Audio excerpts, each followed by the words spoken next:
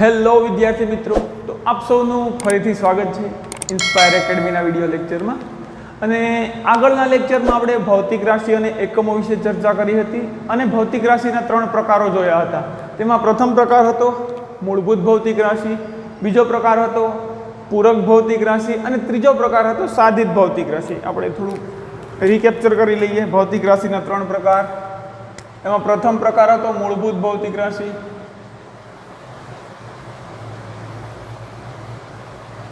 મૂળભૂત ભૌતિક રાશિ કેટલી છે તો કે 7. એ આપણે જોઈ ગયા હતા આગળના લેક્ચરમાં. બીજો પ્રકાર હતો પૂરક ભૌતિક રાશિ.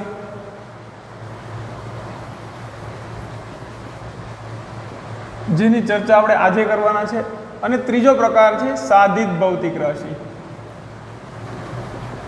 જેમાં તમને મેં ખાલી એટલી ઉપરછલી માહિતી આપી હતી કે સાધિત ભૌતિક રાશિ એ મૂળભૂત ભૌતિક રાશિ પરથી મેળવેલી હશે, કે જેમાં મૂળભૂત ભૌતિક રાશિ પરથી આપણે મેળવી શકીએ તેને આપણે સાધિત ભૌતિક રાશિ કહીશું.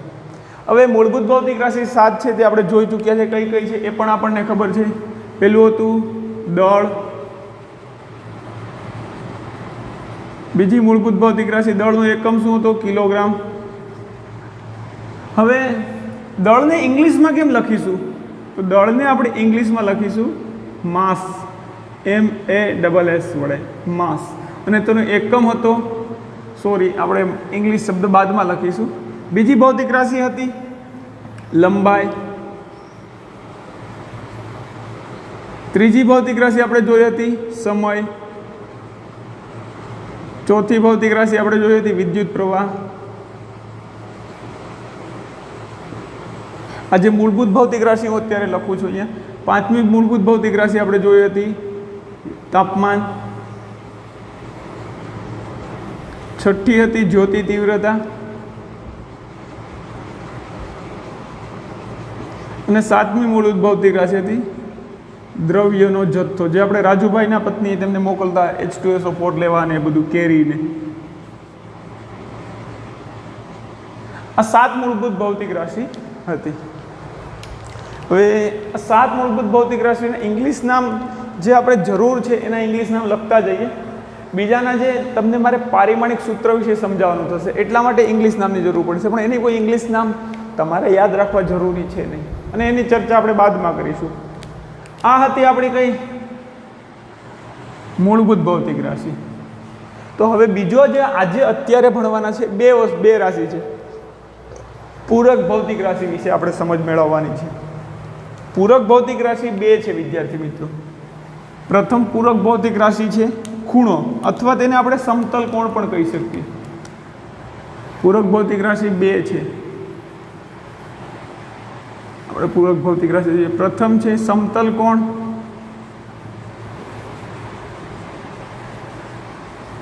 અથવા તેને આપણે સાદી ભાષામાં કહીએ તો ખૂણો.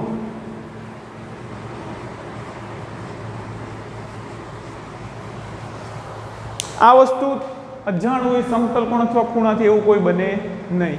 આ 2 માર્કર ધારો કે રેડ અને બ્લુ છે, અને તેને હું આ રીતે જો ગોઠવી દઉં તો તેમની વચ્ચે કંઈક ખૂણો બને છે કે નહીં? આ માર્કર પડી ગઈ ખૂણો બનાવવામાં. બંને માર્કરને આપણે આ રીતે ગોઠવી દઈએ તો તેમની વચ્ચે કાંઈ ખૂણો બને છે, તો એને જ આપણે કહીશું સમતલ કોણ અથવા ખૂણો. અથવા 2 સમતલ. સમતલ એટલે આવી સપાટી, બીજું કશું નહીં. તો 2 સમતલ, ધારો કે આપણે 2 સમતલ વિચારો કે એક સમતલ અમારો આ હાથ છે અને બીજું સમતલ આ સમતલ જ વિચારો તમે, માર્કરથી બનેલું એક સમતલ, અને બીજું સમતલ છે તો કે મારો હાથ. આ બંને સમતલ વચ્ચે ખૂણો કેટલો છે? તો એ ખૂણો આપણે આમ એક સમતલમાં દેખાય કે નહીં? અથવા તો 2 રેખા વચ્ચે મારે ખૂણો દોરવો હોય તે પણ, દાખલા તરીકે 2 રેખા વચ્ચે હું ખૂણો દોરું છું, એક આ રેખા ને એક આ રેખા. તો આ જે બંને રેખાઓ વચ્ચેનો ખૂણો આપણે અત્યાર સુધી થીટા લેતા હતા. આ જે થીટા છે 2 રેખા વચ્ચેનો ખૂણો, એ ખરેખર એક આ સમતલમાં બને છે કે નહીં? આ બંને રેખાને સમાવતા એક સમતલમાં બને છે કે નહીં? આ એક આખું સમતલ થશે કે નહીં? તેવી જ રીતે હું કદાચ 2 સમતલ લઉં. 2 સમતલ એટલે કે તો કે માર્કરથી બનેલું એક આ સમતલ, આપણે અહીંયા ધ્યાન રાખીએ. એક આ સમતલ મારો હાથ છે, અને બીજું સમતલ આ બીજો હાથ. તો આ બંને વચ્ચેનો ખૂણો પણ જે બનશે એ તમને આ એક આવા સમતલમાં દેખાશે કે નહીં? આ જે બંને વચ્ચેનો ખૂણો છે એ પણ તમને એક સમતલમાં દેખાશે. તો બે રેખા વચ્ચેનો ખૂણો અથવા બે સમતલ વચ્ચેનો ખૂણો છે તો તેને સમતલ કોણ અથવા ખૂણો કહીએ. તો આ સમતલ કોણ કે ખૂણો જે પૂરક ભૌતિક રાશિ છે, એ પૂરક ભૌતિક રાશિનો એકમ શું થશે વિદ્યાર્થી મિત્રો? એકમ થશે રેડિયન. અને તેની સંજ્ઞા છે RAD. પૂરક ભૌતિક રાશિ પ્રથમ છે સમતલ કોણ, તેનો એકમ થશે રેડિયન. અત્યાર સુધી આપણે જે ડિગ્રી લખતા હતા એવું છે નહીં, બિલકુલ નથી. અત્યાર સુધી આપણે ખૂણો કેમાં માપતા? તો કે અંશ અથવા ઇંગ્લિશમાં કહીએ તો ડિગ્રી. અત્યાર સુધી આપણે આવી ટેવ હતી કે બે રેખા વચ્ચેનો ખૂણો 30 અંશ છે, અને આપણે કેમ કહેતા 30 અંશ, અથવા શું કહેતા 30 ડિગ્રી. પરંતુ અંશ કે ડિગ્રી એ SI એકમો નથી. નો ડાઉટ કે આપણે ગણતરીમાં કરી શકીએ, કોઈ તકલીફ ન પડે, પણ આ અંશ કે ડિગ્રી બેમાંથી એક પણ SI એકમ નથી. SI એકમ શું છે? ખૂણાનો રેડિયન. અને તેની સંજ્ઞા શું છે? RAD small. હવે એક વસ્તુ આપણને ખબર છે, બહુ સરસ રીતે આપણે જાણીએ છીએ. ખૂણો બરાબર શું થશે? ખૂણાનું એક સૂત્ર છે જે આપણે પહેલાં લખી દઈએ. તો કે ખૂણો બરાબર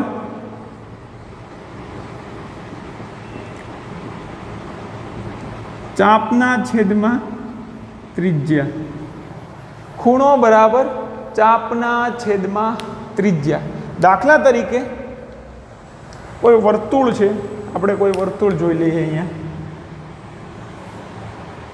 ઓહો, આ વર્તુળ છે અને તેની ત્રિજ્યા R છે. અને અહીંયા માનો કે કંઈક ખૂણો બનાવે છે. આ ખૂણો ધારો કે આપણે રેડિયનમાં જોઈએ છીએ, ડિગ્રી ખબર નથી કેટલા ખૂણો બનાવે છે, કંઈક ખૂણો બનાવે છે થીટા. અને આ ચાપની લંબાઈ, આ ચાપમાં ખબર પડે ને તમને, આ ચાપની લંબાઈ L છે. તો ખૂણો શું મળશે આપણને? ખૂણો મળશે થીટા બરાબર, ચાપની લંબાઈ કેટલી છે? તો કે L. L ના છેદમાં ત્રિજ્યા. ખૂણો બરાબર શું છે? સૂત્ર યાદ રાખવું પડશે. ખૂણો બરાબર ચાપના છેદમાં ત્રિજ્યા. તો થીટા બરાબર L ના છેદમાં R. આ થઈ ગયું આપણું સૂત્ર. તો પ્રશ્ન એમ પૂછાય કે જો આ બંને R ત્રિજ્યા છે તો આ લઘુ કોણ છે કે નહીં? આ લઘુ ચાપ છે. હવે વિદ્યાર્થી મિત્રો આમાં થોડુંક સમજવા જેવું મહત્વની વસ્તુ છે કે સમતલ કોણનો SI એકમ રેડિયન થશે. SI એકમો નથી. ડિગ્રી કે અંશ એ SI એકમો નથી. તો આ ચાપ વડે, આ ચાપના બે અંત્ય બિંદુ વડે વર્તુળના કેન્દ્ર આગળ કેટલો ખૂણો આંતરેલો હશે? ખાલી ચાપના બે અંત્ય બિંદુ. તો આપણે કઈ રીતે મેળવતા? આ એ જ વસ્તુ છે, ખાલી હું ફેરવીને કહું છું કે આ ચાપ જે છે L લંબાઈની, એ વર્તુળના કેન્દ્ર આગળ કેટલો ખૂણો આંતરે છે? તો કે એને આપણે અંત્ય બિંદુને વર્તુળના કેન્દ્ર આગળ જોડી દઈએ, આપણને થીટા ખૂણો મળે છે. એ ખૂણાનું સૂત્ર શું છે? ચાપ અને જો ત્રિજ્યા ખબર હોય તો કે ખૂણો બરાબર ચાપના છેદમાં ત્રિજ્યા. આ સૂત્ર મગજમાં બેસાડી દેવાનું છે કમ્પલસરી. આપણે ધોરણ 11-12 સાયન્સ જ્યાં સુધી ભણશું, અથવા તમે જ્યારે પણ આગળ વધશો, ભૌતિક વિજ્ઞાન વિષય જ્યાં સુધી તમારી સાથે રહેશે ત્યાં સુધી આ સૂત્ર ક્યાંક ને ક્યાંક આડી રીતે ઉપયોગમાં આવશે. એટલે આ સૂત્ર મગજમાં બેસાડી દેવું કે ખૂણો બરાબર ચાપના છેદમાં ત્રિજ્યા. અને ખૂણાનો SI એકમ શું છે? તો કે રેડિયન. અને તેની એક સંજ્ઞા થશે RAD. આ થઈ ગયો આપણો સમતલ કોણ. હવે જો L લંબાઈની ચાપ હતી તો એણે L લંબાઈની ચાપે અહીંયા ખૂણો કેટલો આંતર્યો છે? એ ખૂણો આપણે આ રીતે મેળવી શકીએ. તો અને ત્રિજ્યા R છે. તો હવે હું જે પ્રશ્ન પૂછું છું એ વ્યવસ્થિત સમજવાનું છે કે તો આ આખું વર્તુળ છે એ કેન્દ્ર આગળ કેટલો ખૂણો આંતરે? આખું વર્તુળ આપણે કેમ ચાપ કેન્દ્ર આગળ કેટલો ખૂણો આંતરે તો કેમ માનતા? તો કે આ L લંબાઈની ચાપ છે. ફરીથી આપણે સમજીએ. ચાપને હું ખાલી રેડ કલરથી દર્શાવું છું કે જે L લંબાઈની ચાપ છે,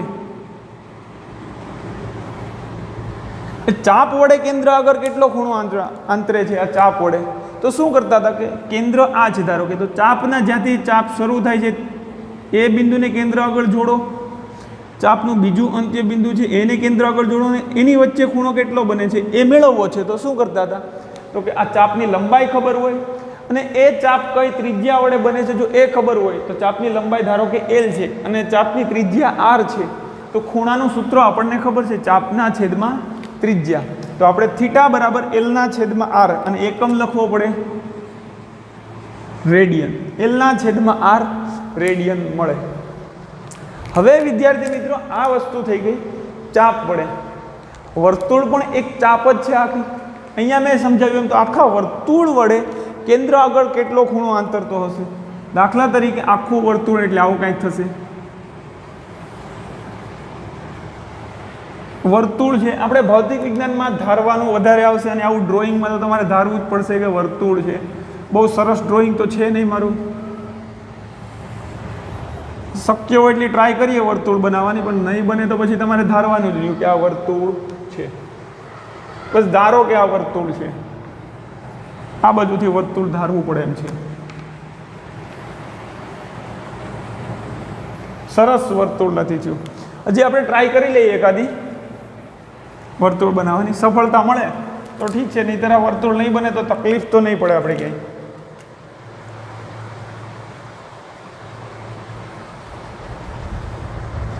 સરસ. અરે બેસ્ટ વર્તુળ થઈ ગયું. અહીંયાથી થોડુંક કેરી જેવું બની ગયું છે એને આપણે થોડોક સુધારો કરી દઈએ ઝૂમ ઝૂમ ઝૂમ કરતા. અહીંયાથી કેમ કેરી જેવું બની જાય છે વર્તુળ. સરસ મજાનું વર્તુળ છે. તો આખા વર્તુળે કેન્દ્ર આગળ કેટલો ખૂણો આંતરેલો હશે? આખું વર્તુળ આમાં કેવું હતું ચાપ કેન્દ્ર આગળ કેટલો ખૂણો આંતરે એ મેળવવા માટે તો કે ચાપના જેટલી લંબાઈની ચાપ છે તેના અંત્ય બિંદુને આપણે કેન્દ્ર આગળ જોડતા હતા અને કેટલો ખૂણો આંતરે એ મેળવતા હતા. દાખલા તરીકે તો આખું વર્તુળ અહીંયાથી શરૂ કરી ને અહીંયા પહોંચે છે તો આ પણ એક ચાપ જ થઈ ગઈ ને. એ કેટલો ખૂણો આંતરે તો કે પ્રથમ અંત્ય બિંદુ અહીંયા છે. અહીંયાથી આમ શરૂ કરી અહીંયાથી વર્તુળ શરૂ કરીને અહીંયા સુધી પહોંચે છે તો આ ખૂણો પણ અહીંયાથી આમ શરૂ કરી અને બીજું અંતિમ બિંદુ આની પર સંપાત થાય છે. આની સાથે મારે જોડવું પડે કે નહીં? આખું અહીંયાથી આમ શરૂ કરીને આ ખૂણો મેળવવો પડે. તો આ ખૂણો કેટલાનો થાય વિદ્યાર્થી મિત્રો? આ એક સમગ્ર વર્તુળ વાળો ખૂણો થયો. તો સમગ્ર વર્તુળ વડે કેન્દ્ર આગળ કેટલો ખૂણો આંતરો છે તે મેળવવા માટે વર્તુળનું અહીંયાથી જો પ્રારંભિક બિંદુ છે જે બિંદુથી વર્તુળ આપણે સ્ટાર્ટ કરીએ તેને કેન્દ્ર સાથે જોડીએ. પછી અહીંયા કેમ જો ચાપ અહીંયાથી શરૂ થતી હતી તો અહીંયા કેન્દ્ર આગળ જોડ્યું, અહીંયા પૂરી થતી હતી એને કેન્દ્ર આગળ જોડ્યું. હવે અહીંયાથી આપણે વર્તુળ શરૂ થાય છે પૂરું ક્યાં થાય છે તો કે ફરીથી એ જ બિંદુ પર. તો અહીંયાથી ખૂણો સ્ટાર્ટ કરીને આ ખૂણો માપવાનો છે. અહીંયા પૂરું થાય છે એ જ બિંદુ પર. તો તમે જાણો છો કે આખો ખૂણો કેટલાનો થશે? આખો ખૂણો કેટલાનો થશે? આખો ખૂણો કેટલાનો થશે? ધારો કે આખો ખૂણો તમે 360 એ ખબર છે. ધોરણ 9માં હોય તો એને પણ પૂછો તો કે આ આખો ખૂણો કેટલાનો થાય તો એ તમને કહી દે 360 ડિગ્રીનો. પણ આપણે અહીંયા ડિગ્રીમાં વાત નથી કરવાની. આપણી પાસે આ સૂત્ર છે. ખૂણો આખો ખૂણો બરાબર શું થાય તો કે ચાપના છેદમાં ત્રિજ્યા. અહીંયાથી સ્ટાર્ટ કરીને આખી ચાપ પૂરી થાય એટલે કે એક વર્તુળનો પરિઘ થઈ ગયો કે નહીં? ચાપ અહીંયા આખી આપણે ગણી અહીંયાથી શરૂ કરી ને અહીંયા સુધીની એટલે વર્તુળના પરિઘ જેટલી ચાપની લંબાઈ થઈ. તો આ ખૂણો મેળવવો હોય તો કે અહીંયા સમગ્ર વર્તુળ વડે કેન્દ્ર આગળ આંતરેલો ખૂણો અથવા સમગ્ર વર્તુળ વડે કેન્દ્ર આગળ આંતરેલો સમતલ કોણ. સમગ્ર વર્તુળ વડે કેન્દ્ર આગળ આંતરેલો મતલબ કે બનાવેલો ખૂણો કેટલો થશે એની આપણે એક ખૂણાનું સૂત્ર ખબર છે. જે ચાપ વડે ખૂણો બને છે એ ચાપની લંબાઈ તો કે ચાપની લંબાઈ અહીંયાથી લઈ ફરીથી અહીંયા સુધી. તો કે જો આ વર્તુળની ત્રિજ્યા r હોય તો આ ચાપની લંબાઈ કેટલી થાય તો કે વર્તુળના પરિઘ જેટલી. અહીંયા ચાપની લંબાઈ તો ચાપ તો વર્તુળના પરિઘ જેટલી છે. વર્તુળનો પરિઘ કેટલો થાય તો કે 2πr. તો ચાપની લંબાઈ થશે 2πr અને છેદમાં આની ત્રિજ્યા ચાપના છેદમાં ત્રિજ્યા. તો ત્રિજ્યા કેટલી તો કે r. તો હવે આ આંતરેલો ખૂણો આપણને કેટલો મળશે ખૂણાને આપણે હમણાં થીટા કહીએ તો થીટા બરાબર 2πr ના છેદમાં r 2πr ના છેદમાં r તો થીટા બરાબર 2πr ના છેદમાં r. હવે r r ઉપર નીચે એકબીજાને મારી નાખે કેન્સલ આઉટ થઈ જાય બંને ઉડે. r ની શક્તિ બંને r ની શક્તિ એક સમાન હોય. ખરેખર શું થાય આ r અને નીચે r બંને ઉપર નીચે વાળા છે એટલે ઝઘડો કરે. બંને સમાન શક્તિ વાળા છે બંને r r છે એટલે એના મૂલ્ય સમાન હશે. સમાન શક્તિ વાળા બાંધે તો બંને મરી જાય. ઓલો આને ગોળી મારે ઓલો ઢીશું સામે ગોળી મારી દે બંને મરી જાય. તો r r ઉડી જાય.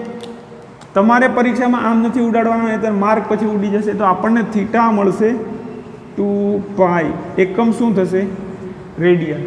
તો કે સમગ્ર વર્તુળ વડે કેન્દ્ર આગળ આંતરેલો ખૂણો આપણને મળે છે 2π રેડિયન. આ સૂત્ર વડે આપણે સમજીએ કે સૂત્ર શું છે ચાપના છેદમાં ત્રિજ્યા. કોઈ પણ ચાપ વડે કેન્દ્ર આગળ આંતરેલો ખૂણો મેળવવો તો શું કરતા હતા તો કે એ ચાપના પ્રથમ બિંદુને કેન્દ્ર આગળ જોડો. ચાપના બીજા મતલબ કે અંત્ય બિંદુ મતલબ કે જે ચાપ પૂરી થાય છે તેને પણ કેન્દ્ર આગળ જોડો અને તે બંને ત્રિજ્યાઓ રચાય છે. તો કે આ પણ ત્રિજ્યા જ બનશે. અહીંયા કેન્દ્ર હોય તો આ પણ ત્રિજ્યા જ બનશે. તો આ બંને ત્રિજ્યા વડે કેટલો ખૂણો આંતરે છે કેન્દ્ર આગળ એ મળી જાય. પરંતુ સમગ્ર વર્તુળ વડે કેન્દ્ર આગળ કેટલો ખૂણો આંતરે તે જોઈએ તો કે સમગ્ર વર્તુળ તો ફરીથી પાછી એ જ પ્રોસેસ આપણે કરીએ ખાલી રિવાઇઝ થઈ જાય એટલા માટે અને સાફ કરવું પડશે. નહીંતર આપણે વર્તુળ દોરવામાં પથારી ફેરવી નાખી છે આની. સમગ્ર વર્તુળ વડે કેન્દ્ર આગળ કેટલો ખૂણો આંતરે તે મેળવવા માટે આપણે સમજાવી દીધું. ફરીથી રિપીટ કરી લઈએ રિવાઇઝ કરી લઈએ. તો કે આ સમગ્ર વર્તુળ છે. વર્તુળને આપણે અહીંયાથી સ્ટાર્ટ કરીએ તો જે બિંદુએથી સ્ટાર્ટ કરીએ છીએ આ જે ત્રિજ્યા આ ચાપ એને પહેલાં કેન્દ્ર સાથે જોડો. ધારો કે એની ત્રિજ્યા r જેટલી છે તો આને કેન્દ્ર સાથે જોડી દીધું. હવે અહીંયાથી સ્ટાર્ટ કરીને ત્રિજ્યા તો અહીંયાથી માનો કે જો અહીંયાથી સ્ટાર્ટ કરીને થતું તો પછી ત્યાંથી આપણે ખૂણો આમ માપતા ને જો અહીંયાથી આમ જ્યાંથી શરૂ થાય છે ત્યાંથી તો અહીંયાથી આપણે સ્ટાર્ટ કરીએ છીએ વર્તુળ આમ સ્ટાર્ટ થાય છે ત્યાં સ્ટાર્ટ થાય છે ને ક્યાં અહીંયા પાછું પૂરું થાય છે. તો એ અંત્ય બિંદુને ફરીથી હું અહીંયા કેન્દ્ર સાથે જોડું એટલે આની ઉપર જ રેખા આવશે અને અહીંયાથી લઈને આ રેખા વચ્ચેનો ખૂણાની જરૂર પડશે. તો તમે આમ તો ખબર છે કે એક વર્તુળ જો આખું બનતું હોય તો એ ખૂણો 360 ડિગ્રી થાય. એ વસ્તુ તમે ભણી ગયા છો. પણ આપણે 360 ડિગ્રીમાં નથી જોયું. આપણી પાસે સૂત્ર છે ખૂણો બરાબર ચાપના છેદમાં ત્રિજ્યા. તો એ સૂત્ર આપણે અહીંયા મૂક્યું ખૂણો બરાબર ચાપ. તો કે અહીંયાથી લઈને પાછું એ જ બિંદુ પર પહોંચે તો આ જે વર્તુળાકાર માર્ગ છે આખો વર્તુળાકાર લાઈન દોરેલી છે બ્લુ એ ચાપની લંબાઈ કેટલી થશે તો કે વર્તુળના પરિઘ જેટલી. આખું વર્તુળ છે તો એ ચાપની લંબાઈ કેટલી થાય તો કે વર્તુળના પરિઘ જેટલી છેદમાં ત્રિજ્યા. આ વર્તુળની ત્રિજ્યા કેટલી છે r તો જ વર્તુળનો પરિઘ 2πr થાય.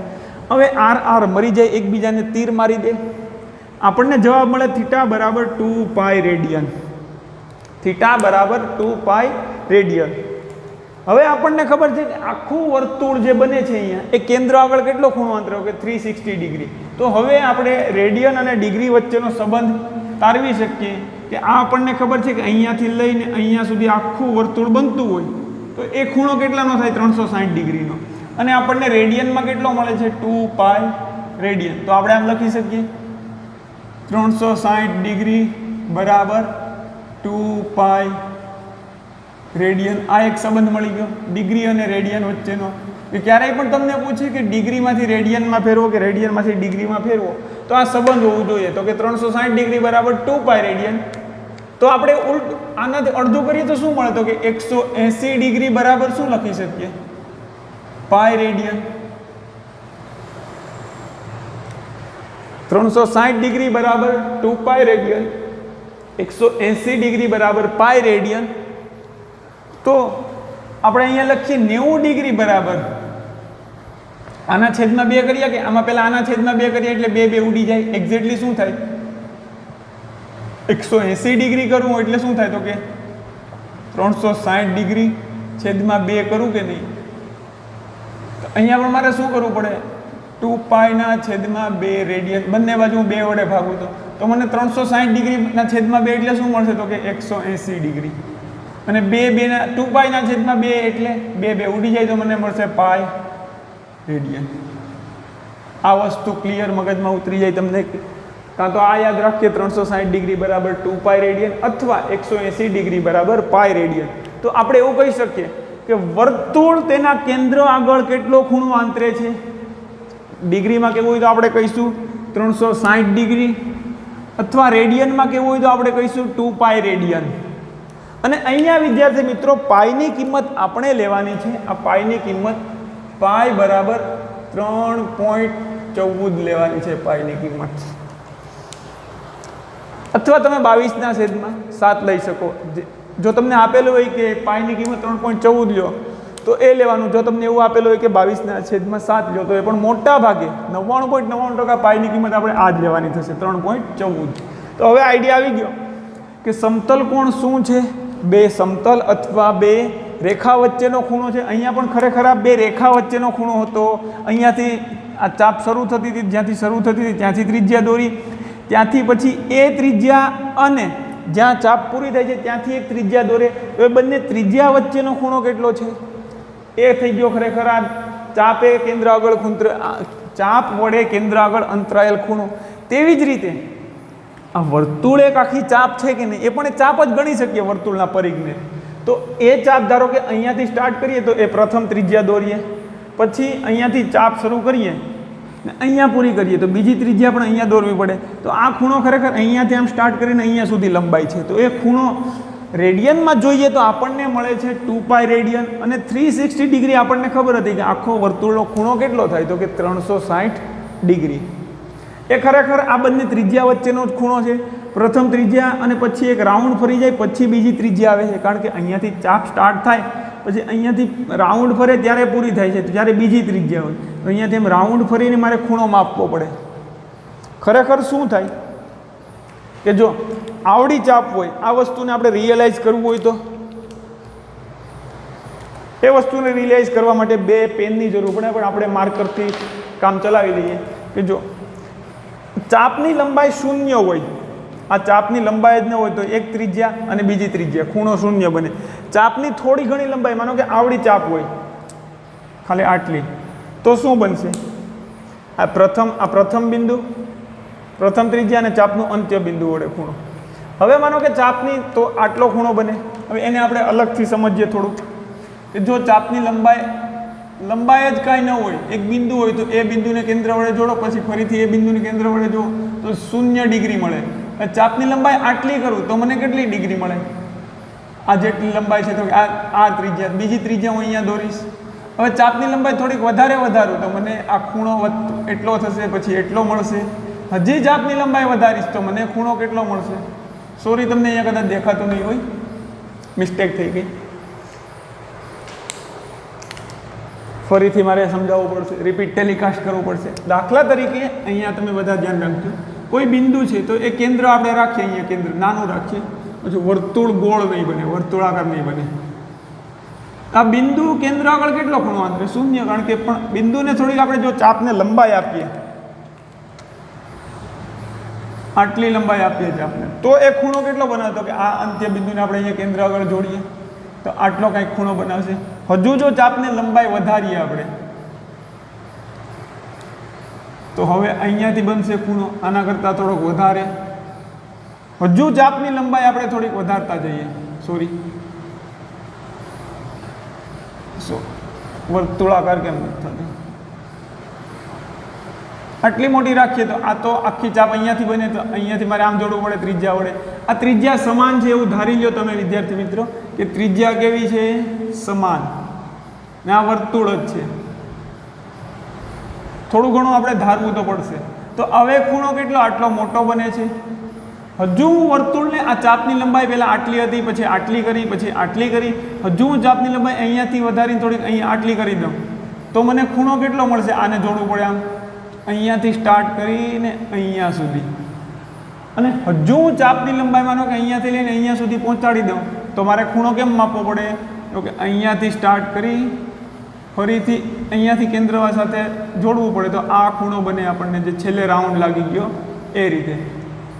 તો આ રીતે જેમ ચાપની લંબાઈ વધારતા જઈએ એમ ખૂણાનું મૂલ્ય પણ વધતું જાય છે. તો હવે તમને મગજમાં ઉતરી ગયું હશે આ 360 ડિગ્રી કેમ થાય છે. તો હવે તમને આ મગજમાં હોવું જોઈએ કે સમગ્ર વર્તુળ તેના કેન્દ્ર આગળ 2π રેડિયન જેટલો ખૂણો આંતરે છે અથવા તો 360 ડિગ્રી જેટલો ખૂણો આંતરે છે, પણ આપણે હવે રેડિયનમાં વાત કરીશું. તો કે 2π રેડિયન જેટલો ખૂણો આંતરે છે. અને તમને આ રેડિયનમાંથી કંઈ કન્વર્ટ કરવું છે તો ઇઝીલી આવડી જાય કે 360 ડિગ્રી બરાબર 2π રેડિયન છે, તો 180 ડિગ્રી બરાબર કેટલા રેડિયન? આવું થશે ને.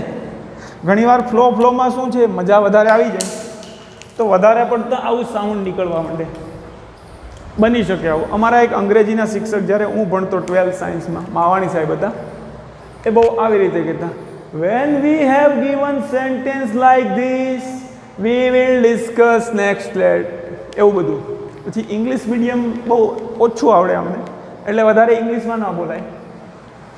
વધારે ઇંગ્લિશ બોલું તો બધા અંગ્રેજો આવે અહીંયા કે સાહેબ તમને એટલું બધું ઇંગ્લિશ આવે તો અહીંયા ભારતમાં શું કામ છું, ચાલો મારી સાથે, મને ઇંગ્લેન્ડ લઈ જાય, એવું બની શકે. એટલે આપણે ઓછું ઇંગ્લિશ બોલશું, ગુજરાતી રાખીશું. તો હવે તમને આ રેડિયન એનો સંબંધ ખબર હોવી જોઈએ. તો બીજી એક વસ્તુ આપણે રેડિયન માટે શું લખી શકીએ કે આ 180 ડિગ્રી બરાબર પાઈ રેડિયન છે, તો હવે મારે 180માં અડધા કરું તો શું થશે? 90 ડિગ્રી બરાબર કેટલા રેડિયન લખી શકું? આના અડધા કરીએ તો આના અડધા કરા, આના અડધા કરું 90 તો આના પણ અડધા, તો પાઈના અડધા શું થાય? પાઈના છેદમાં 2 રેડિયન. એ સંબંધ બધા હું અહીંયા લખું ફરીથી, તો કે 360 ડિગ્રી બરાબર 2π રેડિયન, 180 ડિગ્રી બરાબર પાઈ રેડિયન, ત્રીજું આવે છે 90 ડિગ્રી તો પાઈના છેદમાં 2 રેડિયન. હું 45 ડિગ્રી કરીશ તો શું થશે? તો કે આનું પણ અડધું, તો આનું પણ અડધું કરું તો પાઈના છેદમાં 2, એના છેદમાં 2 એટલે પાઈના છેદમાં 4 રેડિયન. હવે વિદ્યાર્થી મિત્રો, તમારા માટે હોમવર્કમાં એક પ્રશ્ન બને છે કે જેને આપણે વાદળ કરી દઈએ, અને એ પ્રશ્ન હું અહીંયા લખું છું, તમને દેખાતો હશે વાદળમાં, કે 60 ડિગ્રી અને 30 ડિગ્રી માટે આપણે શું લખી શકીએ? 60 ડિગ્રી બરાબર કેટલા રેડિયન અને 30 ડિગ્રી બરાબર કેટલા રેડિયન? બંનેને રેડિયનમાં કન્વર્ટ કરવાનું છે. થોડોક હિન્ટ આપી દઉં કે 60 એટલે તો કે 180 ને કેટલા વડે ભાગવા પડે આ 60 મેળવવા માટે? તો કે 180 ને 3 વડે ભાગવા પડે, અથવા આ 360 ને 6 વડે ભાગવા પડે તો 2π ના છેદમાં પણ કંઈક આવશે. હવે વધારે હું નથી બોલવું. આ હોમવર્કના પ્રશ્નનો જવાબ તમારે 60 ડિગ્રી બરાબર કેટલા રેડિયન પાઈના સ્વરૂપમાં અને 30 ડિગ્રી બરાબર કેટલા રેડિયન, એ પ્રશ્નનો જવાબ તમારે કમેન્ટમાં આપવાનો છે. યુટ્યુબમાં જ્યારે આ વિડીયો જુઓ તમે ત્યારે કમેન્ટ સેક્શનમાં તમારે લખીને જવાબ લખીને મોકલવાનો છે કે પાઈના છેદમાં ઢીકણું કે પાઈના છેદમાં ફલાણું, એવું કંઈક જે જવાબ આવતો હોય તે. તો હવે તમને સમતલ કોણ વિશે સંપૂર્ણ માહિતી મળી ગઈ છે. હવે બીજી પૂરક રાશિ આપણે શીખવાની છે, એ છે ઘનકોણ. ને આમાં થોડુંક વધારે ધ્યાન દેવાની જરૂર છે, જ્યાં સુધી હું માનું છું ત્યાં સુધી. એ બીજી પૂરક રાશિનું નામ છે ઘનકોણ.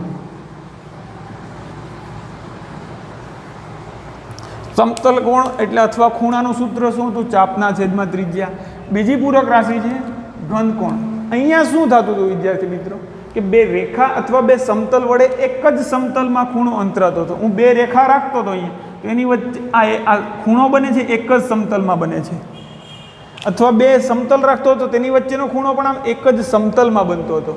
પરંતુ જ્યારે આ ઘનકોણની વાત કરીએ આપણે, ઘનકોણ એ 3D એંગલ છે, એને ઇંગ્લિશમાં આપણે કહીએ તો સોલિડ એંગલ લખી શકીએ.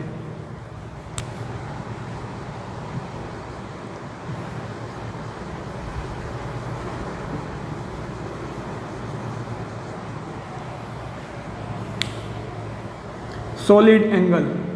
સોલિડ એટલે ઘન, કોઈ પણ વસ્તુ હોય તો સોલિડ કહેવાય, ને એંગલને આપણે શું કહીશું? ખૂણાને આપણે, કોણ એટલે ખૂણો, તો ખૂણાને આપણે એંગલ કહીએ, સોલિડ એંગલ કહી શકીએ. હવે આ ઘનકોણને સમજવા માટે તમારે બધાએ પહેલાં તો તરબૂચ ખાધા હોવા જોઈએ. મતલબ એવું નથી કે ખાધા જ હોવા જોઈએ, તમે તરબૂચ વેચવાવાળાને જોયેલા હોવા જોઈએ, તો સોલિડ એંગલ તમારા મગજમાં ફટાકથી બેસી જશે. એના માટે આ બેસ્ટ એક્ઝામ્પલ છે તરબૂચ. દાખલા તરીકે તમે તરબૂચ વેચવાવાળાને જોયા હશે ક્યાંક ને ક્યાંક. એ તરબૂચ વેચવાવાળા શું કરશે? તો કે આખું તરબૂચ હશે, તેમાંથી એક ફાડ અથવા એક ચીર ઉપરથી આમ વ્યવસ્થિત રીતે ચીર કાઢીને આપશે. દાખલા તરીકે આખું તરબૂચ હોય આવું, એ 3Dમાં વિચારો કે અહીં આખું તરબૂચ છે, અને ઉપર ગ્રીન હશે એટલે આપણે આખું તરબૂચ રાખી દઈએ ગ્રીન. હવે એમાંથી શું દેખાશે તમને કે એણે છે ને એક આમ ફાડ કાઢેલી હશે ને એ ફાડ કેવી હશે 3D માં વિચારીએ તો કે ઉપરથી આપણે તરબૂચ માનો કે અહીંયા સપાટી હોય તો ઉપરથી એક તો આવું ચોરસ જેટલી જગ્યા ખાલી થઈ જશે આવી, અને અંદરથી બાકી બધું ગ્રીન ગ્રીન દેખાશે ને અંદર આપણને અહીંયા લાલ લાલ દેખાશે એવું થોડું ઘણું. તરબૂચનું ડેમોન્સ્ટ્રેશન કરવા માટે આવું એણે કરેલું હોય છે.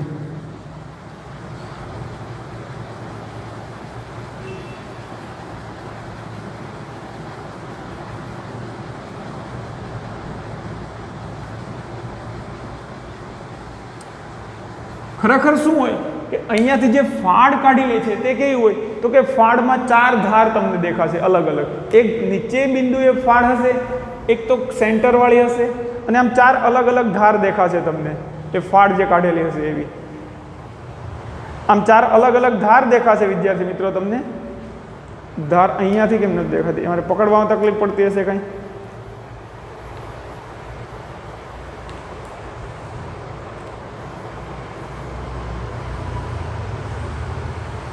હવે જે 4 ધાર દેખાશે અલગ અલગ, અને ઉપર તમને શું દેખાશે તો કે આ ધારમાં જે આ એક સમતલ બને છે, અહીંયા બીજું સમતલ બનશે, અહીંયા ત્રીજું, અને અહીંયા ચોથું સમતલ બનશે આ બંને વચ્ચે માર્કર વચ્ચે, અને ઉપર તમને આવું ગોળાકાર કંઈક દેખાતું હશે.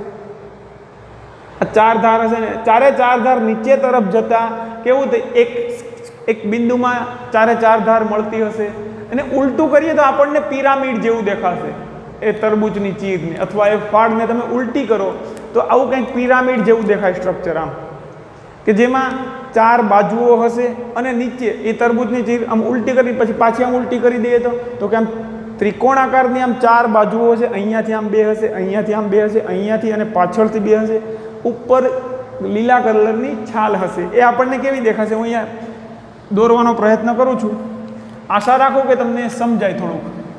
એક તો ઉપર આવું કંઈક આપણને તરબૂચનું ચીર જેવું દેખાશે. ફરીથી દોરીએ, બહુ મોટી થઈ ગઈ. ચાલો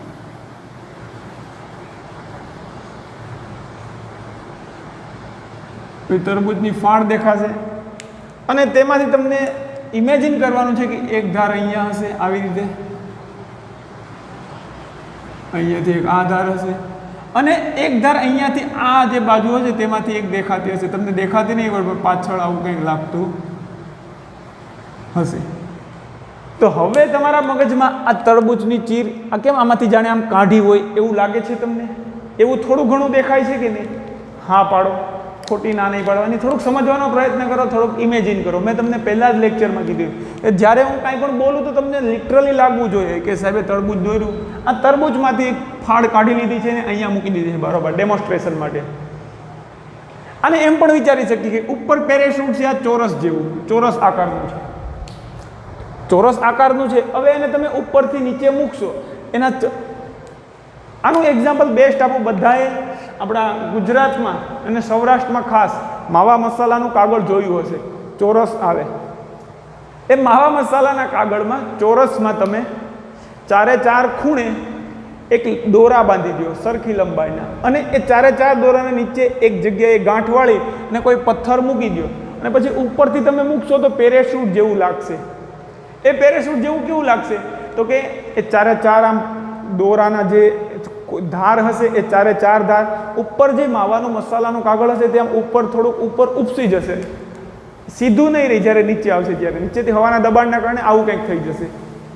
એના જેવી જ આ તરબૂચની ચીર હોય છે, એના જેવું જ કંઈક હોય છે આવું. આ તમે સમજી શકો. અને આ 4 દોરા એની જો ત્રિજ્યા આપણે લંબાઈ r જેટલી રાખીએ, એટલે કે ત્રિજ્યા જેટલી, કે જે તરબૂચમાંથી જે આખું તરબૂચ હતું ગોળાકાર, એ તરબૂચમાંથી આપણે જે ધાર આ કાઢી છે એ સીધું આ એની ત્રિજ્યા જેટલું છે. ધારો કે આ ફાડની 4 ધાર આ ડોટેડ એટલા માટે દર્શાવી છે કે તે પાછળની બાજુ છે, આપણને દેખાશે નહીં, અને ઉપર તો ગ્રીન ગ્રીન જ હશે. હવે તમને ઇમેજિનેશન થઈ ગયું. તો હવે જે હું સોલિડ એંગલની વાત કરવા જઈ રહ્યો છું તે સમજજો કે આ આખું ક્ષેત્રફળ હશે ગ્રીન ગ્રીન, ઉપર મેં તમને કીધું માવાનું જે કાગળ હશે એ કાંઈક ક્ષેત્રફળ ધરાવતું હશે કે નહીં?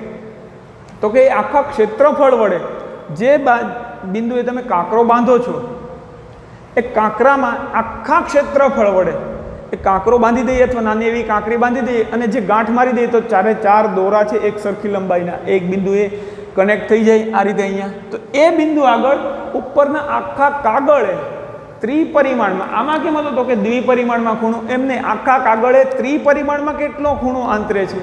તો આખું કાગળ એ નીચેના જે દોરો છે જ્યાં ગાંઠ બાંધી દીધી છે ચારે ચાર દોરા વડે, તો એ ચારે ચાર દોરા અહીંયાથી એક દોરો, બીજો, ત્રીજો, ચોથો દોરો, એ ચારે ચાર દોરા અને આ કાગળ જોડેલું છે. તમને લાગવું જોઈએ કે આ કાગળ છે, મારી અહીંયા પકડું છે ત્યાં ગાંઠ બાંધી છે, તો ચારે ચાર દોરા અને આ ઉપરનું ક્ષેત્રફળ, એ ક્ષેત્રફળ વડે જે બિંદુએ કાંકરો રાખું છું તો એક છે ગાંઠ બાંધું છું ચારે ચાર દોરામાં, તો આવું કંઈક બિંદુ મળશે. તો એ બિંદુ વડે એ બિંદુ પર આખા કાગળ વડે આ કાગળનું જે ક્ષેત્રફળ છે તેના વડે જે ત્રિપરિમાણમાં ખૂણો બનશે. આપણે આમ દ્વિપરિમાણમાં જોતા હતા કે એક જ સમતલમાં, એવો નહીં બને. એક ત્રિપરિમાણમાં 3Dમાં ખૂણો બનશે. આપણે 3Dમાં કહીએ તો એમ, તો 3Dમાં એક ખૂણો બનશે આખા ક્ષેત્રફળ વડે. તો એ જે 3Dમાં આખું ક્ષેત્રફળ નીચેના બિંદુએ ખૂણો આંતરે છે, તો એ 3Dમાં આખા ક્ષેત્રફળ વડે ત્રિપરિમાણમાં જે ખૂણો બનાવે છે, તો એ ખૂણાને આપણે કહીશું ઘનકોણ. એના માટે મારે પહેલાં તરબૂચ લઈ જવું પડ્યું, પછી માવાના કાગળિયામાં લઈ જવા પડ્યા.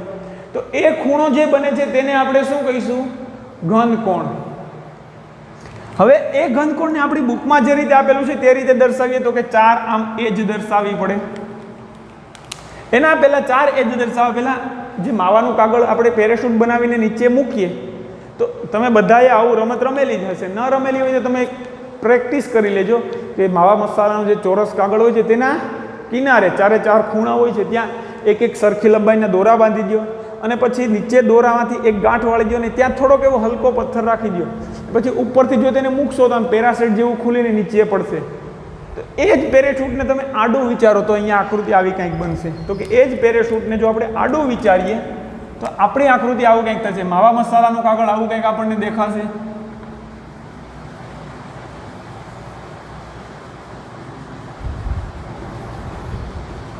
અહીંયાથી એક દોરો બાંધેલો હશે, અહીંયાથી આ બીજો દોરો બાંધેલો હશે, અહીંયાથી આ ત્રીજો દોરો બાંધેલો હશે અને એક દોરો અહીંયાથી પાછળ ચોથો દોરો બાંધેલો હશે. આ માવાના કાગળમાંથી અહીંયા ક્યાંક કનેક્ટ થતો હશે જે તમે ઇમેજિન કરી શકો. આ ચારે ચાર બાજુ. અને આ આપણું શું છે, જે ગ્રીન માવાના કાગળને આપણે થોડું ગ્રીન બોર્ડર આપી દઈએ અથવા રેડ બોર્ડર આપી દઈએ, તો આ ખરેખર શું છે? આપણું માવાનું કાગળ છે.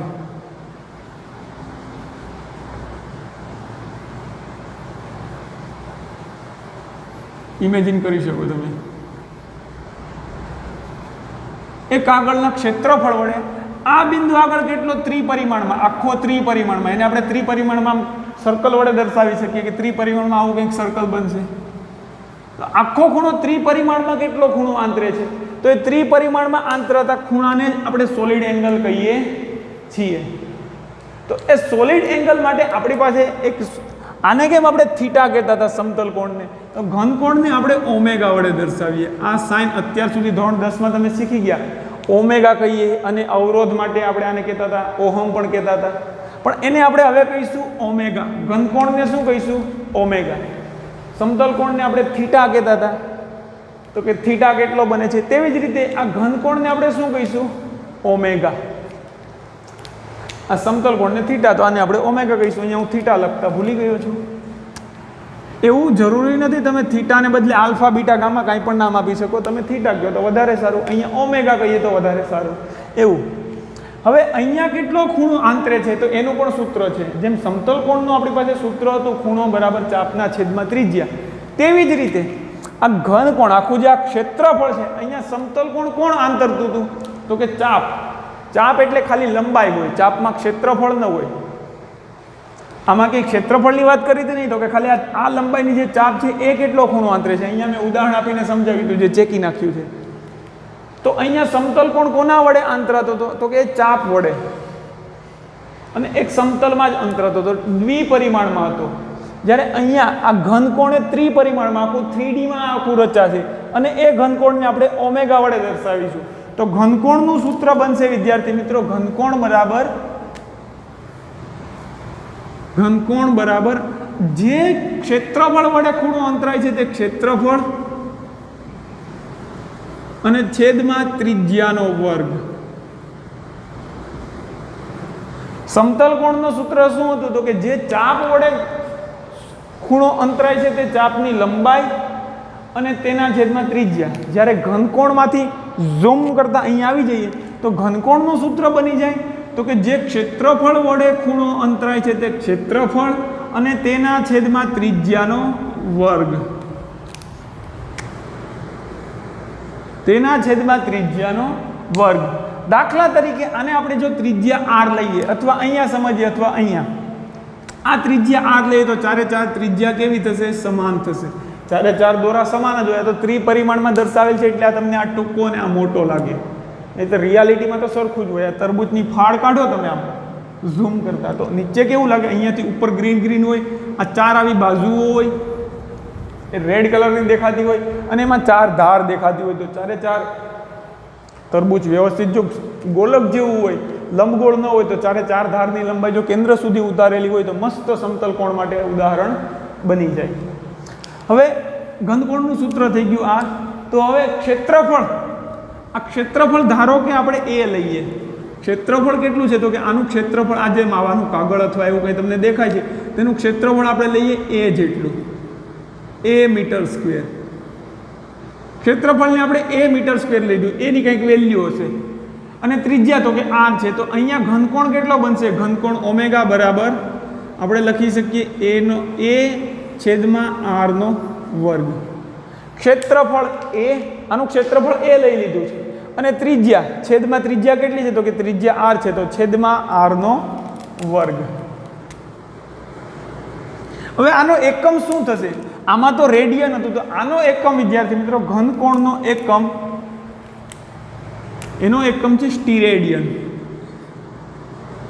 સ્ટીરેડિયન અને તેને આપણે દર્શાવીશું SR વડે. બંને બીજી ABCDના છે SR. અહીંયા રેડિયનમાં RAD હતું, આમાં સ્ટીરેડિયન કોનો એકમ છે? તો કે ઘનકોણનો. તેની સંજ્ઞા શું છે? SR. તો હવે સમતલ કોણ સમજાઈ જવો જોઈએ તમને અને ઘનકોણ શું છે તેની માહિતી તમારી પાસે હોવી જોઈએ કે એક ચોરસ વડે એને જો ચારેય અથવા કોઈ પણ જે ક્ષેત્રફળ છે તેના કેન્દ્ર વડે જોડી દઈએ કોઈ ત્રિજ્યા વ્યવસ્થિત રાખીને તો એ ત્રિજ્યા વડે આખા જે ક્ષેત્રફળ વડે એ ત્રિજ્યાને જોડીએ તો જ્યાં કેન્દ્ર મળશે એ કેન્દ્ર આગળ ત્રિપરિમાણમાં કેટલો ખૂણો આંતરેલો છે. આ ચોરસમાં આવું કંઈક આખું આ ફાડ હશે અથવા અહીંયા ફાડમ અથવા માવાનું કાગળ સમજીએ પેરેશૂટ જેવું તો એ કેન્દ્ર આગળ કેટલો કંઈક ત્રિપરિમાણનો ખૂણો આંતર છે. ત્રિપરિમાણમાં આવું ખાલી એક જ સમતલમાં નહીં લખી શકીએ આપણે ખૂણો. તો એ ત્રિપરિમાણમાં જે ખૂણો બને છે તેને આપણે કહીશું ઘનકોણ. ઘનકોણનું સૂત્ર છે ક્ષેત્રફળના છેદમાં ત્રિજ્યાનો વર્ગ. આ સૂત્ર તમને ખાસ આવડવા જોઈએ. એનો ઘનકોણનો એકમ છે સ્ટીરેડિયન અને તેની સંજ્ઞા છે SR જેટલી. હવે વિદ્યાર્થી મિત્રો અહીંયા જે વર્તુળ મેં કીધું હતું એમ અહીંયા ત્રિપરિમાણમાં આવે તો વર્તુળનું ત્રિપરિમાણ શું બને? ગોલક. આપણે જે ગોળા ફેંકમાં આમ ગોળા ફેંકીએ અથવા વાતમાં ગોળા ફેંકતા હોય, મોટી મોટી વાતો કરતા હોય, એક ગોલક વિચારવાનું છે આપણે કે ત્રિપરિમાણમાં એક ગોલક છે તો એક ગોલક વડે તેના કેન્દ્ર આગળ કેટલું પેલો બનતો હશે? ઘનકોણ. ગોલકની આ સંપૂર્ણ ગોલક વડે તેના કેન્દ્ર આગળ કેટલો ઘનકોણ બનતો હશે? તો સંપૂર્ણ ગોલકમાં તો શું થશે? તો કે આખું સંપૂર્ણ અહીંયા જો ગોલકનો ખાલી એક આ ભાગ લીધો હતો તો એ ભાગનું ક્ષેત્રફળ છેદમાં ત્રિજ્યા રાખતા હતા. સંપૂર્ણ ગોલક જોઈએ છીએ તો આ આખો ભાગનું આખું બધું જ ક્ષેત્રફળ ત્રિપરિમાણમાં સંપૂર્ણ ગોલક આવશે. સંપૂર્ણ ગોલકનું ક્ષેત્રફળ આવશે તો કે સંપૂર્ણ ગોલક વડે તેના કેન્દ્ર આગળ કેટલો ઘનકોણ આંતર છે? અહીંયા આપણે લખીએ કે ગોલક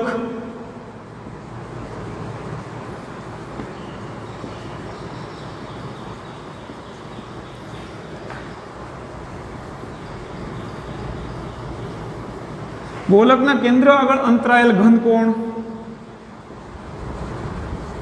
એને આપણે ઓમેગા કહીએ તો ઓમેગા કેટલો મળશે? તો કે આખા અહીંયા જો ગોલકનો એક ભાગ લેતા હતા ઉપરનું, તો એ ભાગનું ક્ષેત્રફળ રાખતા હતા અને છેદમાં ત્રિજ્યા. જો ગોલકની ત્રિજ્યા r હોય તો ગોલકનું ક્ષેત્રફળ કેટલું થાય તો કે 4πr². અને આ સૂત્ર તો આપણી પાસે છે જ કે ગોલકના સંપૂર્ણ ગોલક વડે તેના કેન્દ્ર આગળ કેટલો ખૂણો ઘનકોણ આંતરે, તો એનું સૂત્ર આપણી પાસે છે ઘનકોણનું ક્ષેત્રફળ છેદમાં ત્રિજ્યાનો વર્ગ. તો મારે લખવું પડે ગોલકનું ક્ષેત્રફળ. ગોલકનું એટલે કે જે સપાટી ઘનકોણ આંતરે છે. અહીંયા ખાલી આટલો જ ભાગ ઘનકોણ આંતરતો હતો તો એનું ક્ષેત્રફળ, અહીંયા આટલો જ ભાગ ખાલી ઘનકોણ આંતરતો હતો તો એનું ક્ષેત્રફળ લખતું છે. સમગ્ર ગોલક ઘનકોણ આંતરે તો સમગ્ર ગોલકનું મારે ક્ષેત્રફળ લખવું પડે. સમગ્ર ગોલકનું ક્ષેત્રફળ છેદમાં ગોલકની ત્રિજ્યા. જો ગોલકની ત્રિજ્યાનો વર્ગ લખવો પડશે મારે. જો ગોલકની ત્રિજ્યા r લઈએ તો તેનું ક્ષેત્રફળ આપણને મળશે 4πr². અને છેદમાં ત્રિજ્યાનો વર્ગ એટલે r². બંને મરી જાય. સરખી કિંમતવાળા હોય એટલે શું થાય તો કે બંનેને તીર મારો. તમારી બુકમાં તીર નથી મારવાના તમારે આવા. તો આપણને મળશે ગોલકના કેન્દ્ર આગળ અંતરાયેલ ઘનકોણ કેટલો થશે. અહીંયા શું વધે તો કે 4π સ્ટીરેડિયન. SR લખવું પડે, રેડિયન નહીં ચાલે ત્યાં. 4π સ્ટીરેડિયન. આ પ્રશ્નનો જવાબ કઈ રીતે તમને સમજૂતી હોય છે કે ગોલકના કેન્દ્ર આગળ અંતરાયેલ ઘનકોણ આપણને મળશે 4π સ્ટીરેડિયન. હવે આમાં તમને હું પ્રશ્ન પૂછું કે અર્ધગોલક વડે તેના કેન્દ્ર આગળ કેટલો ઘનકોણ આંતરશે. અર્ધગોલક તેના કેન્દ્ર આગળ કેટલો ઘનકોણ આંતરશે તો કે અર્ધગોલકનું ક્ષેત્રફળ રાખીશું. આ ઘનકોણનું સૂત્ર શું છે ક્ષેત્રફળના છેદમાં ત્રિજ્યા. તો અર્ધગોલકનું ક્ષેત્રફળ મૂકીશું તો કે અહીંયા અર્ધગોલકનું ક્ષેત્રફળ શું થઈ જશે 4πr² ની જગ્યાએ 2πr². છેદમાં ત્રિજ્યા જો r હશે તો જ 2πr² ક્ષેત્રફળ બનશે છેદમાં r². તો અર્ધગોલક વડે તેના કેન્દ્ર આગળ અંતરાયેલ ઘનકોણ કેટલો મળશે 2π મળશે. આ સૂત્ર મુજબ જે તમારે મેળવવાનો છે. હવે તો કંઈ મેળવવાનું તમને ટૂંકમાં ખબર હોવી જોઈએ કઈ રીતે મળે. એ તમારે ખાલી રીત લખવાની છે કે અર્ધગોલક વડે તેના કેન્દ્ર આગળ કેટલો ખૂણો અંતરાશે. તો અહીંયા આપણે મૂળભૂત ભૌતિક રાશિ આ 7 છે તેની ચર્ચા આગળ કરી લીધી છે. તેમાં અને બીજું 2 પૂરક ભૌતિક રાશિ છે. એક સમતલ કોણ છે અને બીજી પૂરક ભૌતિક રાશિ છે ઘનકોણ. સમતલ કોણ ઘનકોણ એવું કોણ એ વાળું નથી કે હું આ નામ છે. સમતલ કોણ એટલે કે ખૂણો, ઘનકોણ એટલે કે ત્રિપરિમાણમાં ખૂણો હશે. તો ઘનકોણનો આ સમતલ કોણનો એકમ છે રેડિયન. તેની સંજ્ઞા છે RAD. આનું સૂત્ર છે ચાપના છેદમાં ત્રિજ્યા. કઈ રીતે મળે તેની સમજૂતી આપણી પાસે આવ્યું. ઘનકોણ તેને ઓમેગા વડે દર્શાવીએ. એનું સૂત્ર છે ક્ષેત્રફળના છેદમાં ત્રિજ્યાનો વર્ગ. તેનો એકમ છે સ્ટીરેડિયન અને તેને આપણે SR વડે દર્શાવીએ છીએ. સમગ્ર ગોલકે તેના કેન્દ્ર આગળ 4π સ્ટીરેડિયન જેટલો ઘનકોણ આંતરે. સમગ્ર વર્તુળ તેના કેન્દ્ર આગળ 2π રેડિયન જેટલો સમતલ કોણ અથવા ખૂણો આંતરે છે. તો અહીંયા આપણે પૂરક ભૌતિક રાશિની ચર્ચા પૂરી કરીએ છીએ. અને આ 2 વસ્તુ તમારે હોમવર્કમાં લખવાની છે. યુટ્યુબમાં કમેન્ટ સેક્શનમાં આનો જવાબ આપવાનો છે.